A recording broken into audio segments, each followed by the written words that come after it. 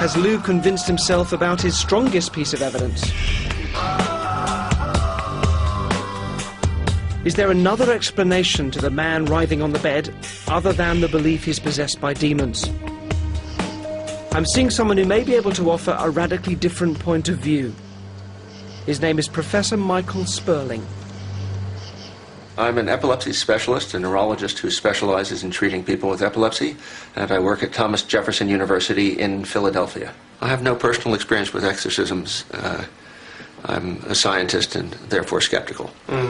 Hallowed be thy name, thy kingdom come, thy will be done. This is the priest. I play Professor Sperling the footage of the man undergoing the exorcism.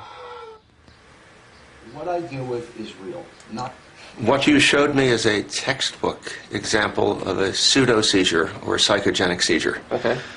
Typically, individuals who have these have some underlying stress problem, emotional difficulty, and one might view it psychologically almost as an escape avoidance type of behavior. The real world is too stressful, and the patient withdraws and pulls into a separate world. Now you have some footage of some other seizures which are just as... I could show you a psychogenic seizure, or pseudo-seizure as it's called, virtually identical to that. So this is a video of a patient being monitored for seizures.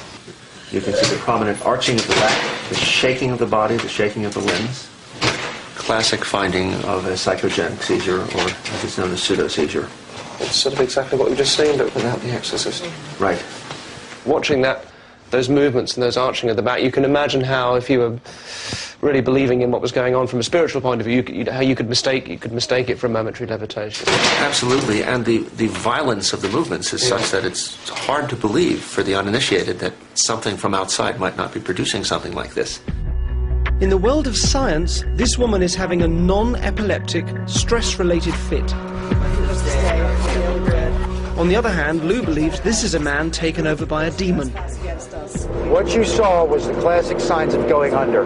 People can say that it might have been some kind of a medical phenomena or whatever it may have been. The guy had been checked out medically.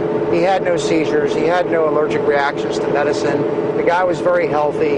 You know, he demonstrated the classic signs of going under.